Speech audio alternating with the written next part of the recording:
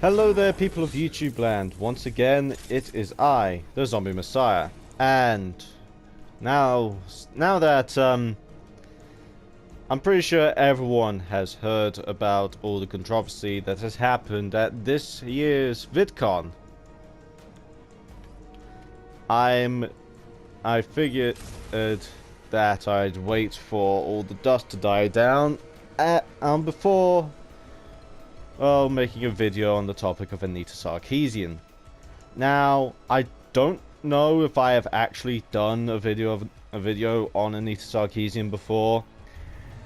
But I've mostly tried to stay away from making videos about her because she is a very, very tough topic to make videos on. Mostly due to her instinct of anyone who gives her criticism is actually harassing her. And this is not a very good mindset for anyone to be in. And mainly because it restricts discussions that can be had, and it means that she tends to ignore a lot of criticism. Even criticism that could be of a massive aid to her. Now, it's not new for people on YouTube to have criticism thrown their way. In fact, a lot of content creators actually go out of their way to in fact, a lot of creators basically allow people to criticize them. In fact, hell, the reason why I don't talk a lot in my Let's Plays, especially during the cutscenes, is because of some criticism that I got on my old Shadow of Mordor Let's Play, where someone complained because I was talking through the cutscenes and I didn't have any subtitles up. So I now make it so that if a cutscene does play and it's a Let's Play, I am not talking through it. However, if I'm doing just a video like this and a cutscene comes up, I will put on subtitles so that anyone who is actually interested in the cutscene will be able to see what they're talking about in what the characters in the cutscene are saying. Anita, however, doesn't do this. What she instead does is she has permanently disabled comments and ratings on every one of her videos on the Feminist Frequency channel. And she blocks anyone on Twitter who gives her even the she blocks anyone on Twitter who doesn't agree with her way of thinking. This is a very closed-minded way of interacting with other people, which helps to build something of a negative reputation for Anita Sarkeesian as a very closed-minded person. And with all that being said, is it any wonder why she has become the enemy for a lot of people on YouTube? It's because, for those of you who still aren't exactly getting it, it's because of her desire not to change. There's a saying that goes around when it comes to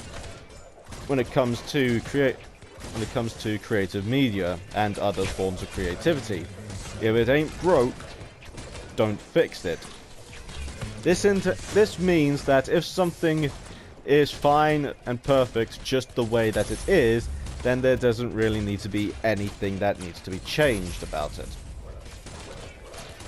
However, it does also mean that if something has issues, then those issues should be discovered and made better as soon as possible. One big example of this is Titanfall 2. A lot of people weren't really big fans of the first one, despite how much of a success it was. Which allowed the developers to look at the criticisms that people were having about the game, and then when it came around to them making the sequel, they addressed a lot of the criticisms that the first game gained. And how did they do this? They added in a campaign. They added in a full single-player campaign, and they also added in a fully functional progression system. And it is one of the best made games to come out in recent months. Even though it didn't really sell all that well, it still has a success. It still has a relative success. Now,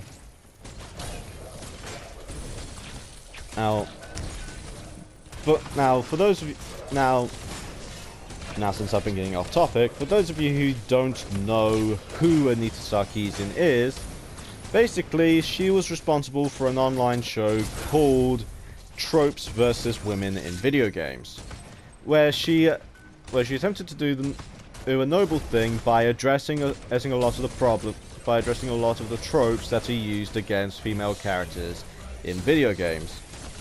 However, while anyone could have taken this concept of looking at tropes, or different tropes in media and how they negatively affect women in video games, and could have made something of a success from it, Anita Sarkeesian managed to come up with the idea and then fuck it over, which has led to a lot of people denouncing a lot of what she says in the series because of the way that she has been putting it. She fails to do any sort of research in regards to what it is that she's talking about, and she also committed vast amounts of plagiarism during the creation of the series by using gameplay footage from other content creators on YouTube, and not crediting the original uploaders of the videos. Because why give anyone credit when she can just use the footage that they most likely worked hard to get, just so that she can make a point.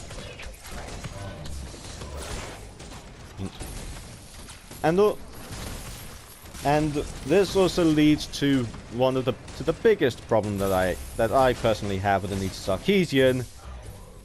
She is a massive hypocrite. Now, I brought up VidCon at the beginning of the video because of everything that's happened there between her and Sargon of Akkad. Now, I watch Sargon's videos. I like Sargon's videos. I think his videos are very well researched, and he manages to get his points across in a very professional manner. And I might not agree with some of the stuff. I might not agree with some of the points that he brings up, but I can still understand. His points and where he's coming from on the issue. Now, he actually He actually turned up at a panel that Anita was doing at VidCon, where she and some other women were talking about women in gaming. And, well, let's just say everything went, well, batshit insane. How did it all go batshit insane? Well, Anita essentially broke one of VidCon's rules, which is that panelists are not allowed to abuse the audience at their panels, because VidCon wants to promote an environment where everyone, because VidCon wants to promote a society, promote an environment of safety and where everyone can be treated equally and with some modicum of respect. What Anita did is violated those rules because she actually referred to Sargon as a garbage human, and the quote that she said at the panel was, "If you Google my name on YouTube, you see a dumbass. You see these shitheads like this dude in the front here," where she then gestured towards Sargon, who post these dumbass videos to defame and harass me. I can't remember if that was exactly what she said, so just take that as a paraphrase. And so yeah, definitely not the voice of someone who wanted to help promote a friendly environment where everyone can be treated with the same modicum of respect. Now, I'm pretty sure there'll be quite a few people saying, he was probably there to harass her. Here's the thing. He was only there to try and build a bridge between him and Anita, especially since he was in no way responsible for any of the harassment that was aimed her way. It was mostly just people who took things way too far and decided, hey, you know what? I'm gonna go and harass this person. He even made videos on the topic of Anita Sarkeesian's harassers, where he basically asked for them to stop,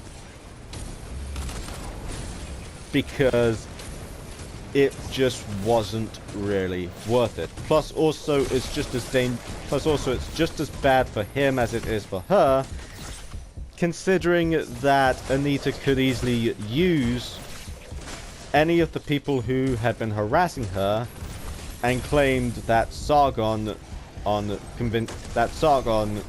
got them to do it,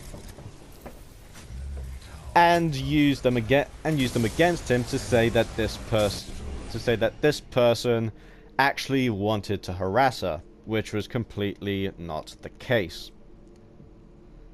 So he basically just went there to say, I am sorry for everything. I am sorry for all the harassment that you've gotten. I had no part in any of it. I just hope we can at least I hope we can at least just try to go on from there.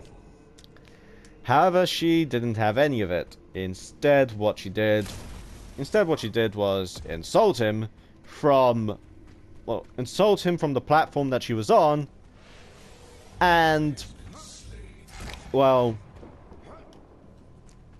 and even though she was later talked to by one of the co-founders, by one of the founders of VidCon, all she really got was a slap on the wrist. That was it. This person violated one of the rules of the convention, and it made people feel very, very uncomfortable. Because they were in an environment with such a toxic person. And that's really all I can use to describe her at the moment. She is toxic. She doesn't want... Well, she even said, Ed, after the last ever episode of her Tropes vs. Video Games series came up, that it was never about video games, and it was all about feminism, which goes to show that she basically attacked an entire community of people just because she could. That is completely unacceptable. Well, not only from a social point of view, but also from a moral point of view. She lied to people's faces. She took money from them.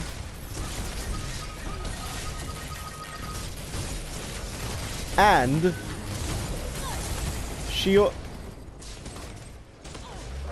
as soon as people decided to try and call her out on what she was doing, she silenced them. And then even to nowadays, she still has the audacity to say that she is powerless, even though she had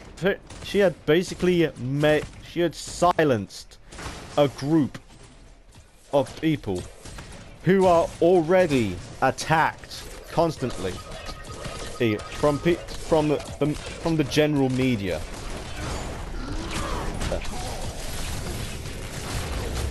And all because it fitted in to her ideology and her message. That nothing is okay unless it can be twisted to her way. Now, before you think I'm just jumping on the bandwagon of harassing Anita like a lot of 12-year-olds are doing, I'm not. I don't condone harassment. And seriously, it's one of the worst things that people can do, and I am absolutely disgusted at the people who have been harassing her and sending her rape and death threats. But when you have a person like this who claims to be a victim and then silences people with power that she claims that she doesn't actually own, that to me is one of the most disgusting things a person could ever do.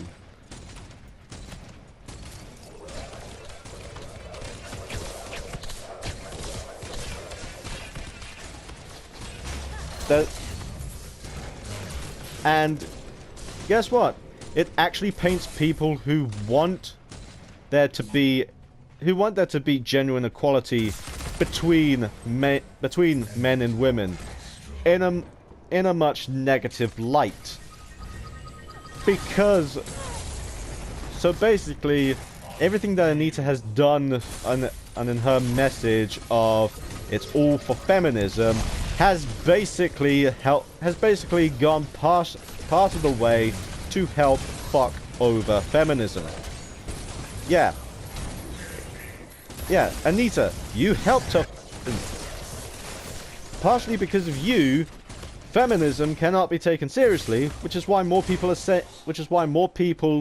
who are for equal rights, who are for equality between men and women, are now saying that they are egalitarian instead of feminist.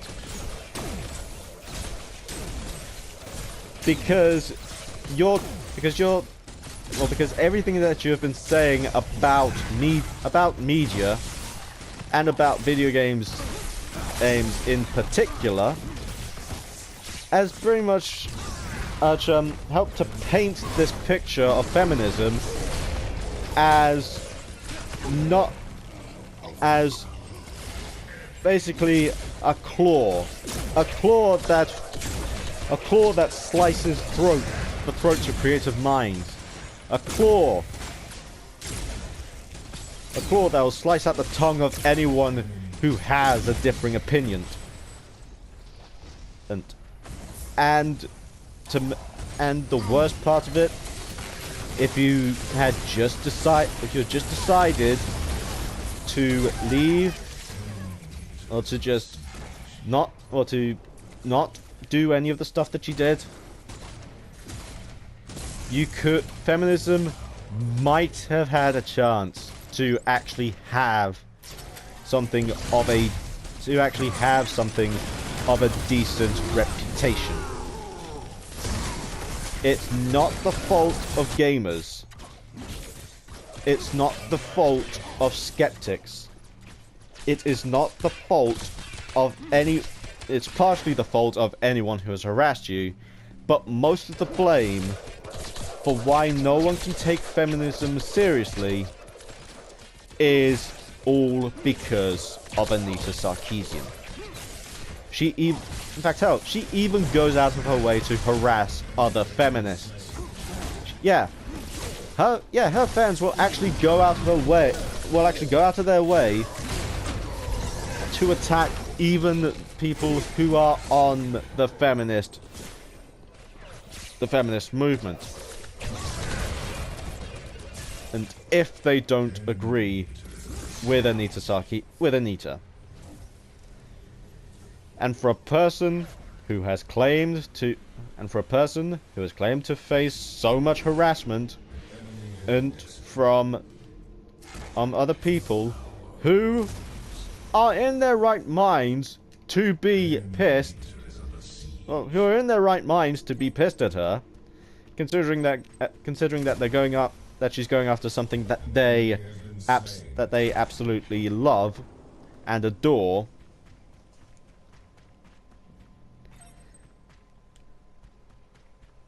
It just cries out hypocrite.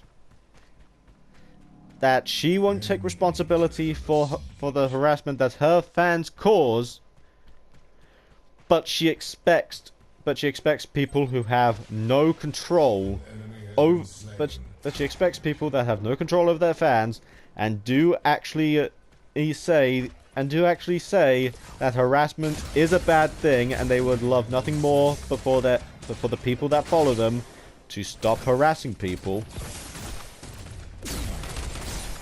to get their fans under control. I'm sorry, Anita, but there's another old saying that I want to use. And do you want to know what that old saying is? Easy. Practice what you preach. As soon as you start to show some control over your fans, I'm pretty sure other people will start following in line. Because here's the thing. A lot of people say that the right wing in politics is full of some of the most terrible and disgusting people you could ever encounter in this day and age. Well, from all the experiences that I've had, the right wing are some of the best people that I've ever seen. They're the ones who will actually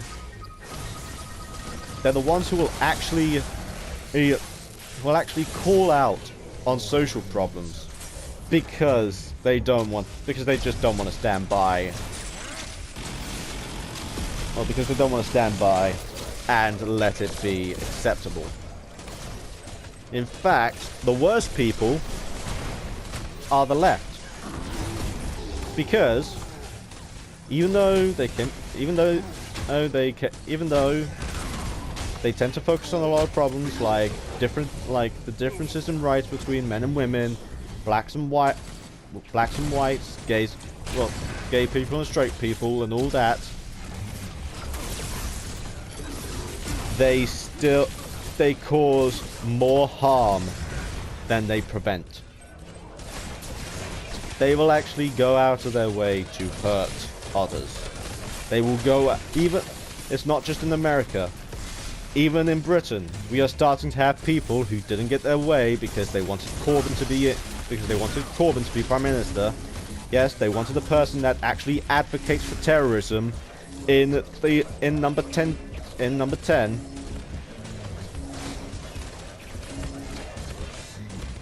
And they didn't get their way, so they decided that they're going to be attacking other people. I am sorry, but that is just wrong on so many levels. But anyway, this is hopefully the last politically charged video that I hope that I'll make, because I just hate doing these sorts of videos. But then again, I just feel that if I could add my voice to the ever-growing cry that everything that these people are doing is wrong, hypocritical, setting their movements back, and all that stuff, then hopefully we could just have someone listen, and hopefully someone can do something about it.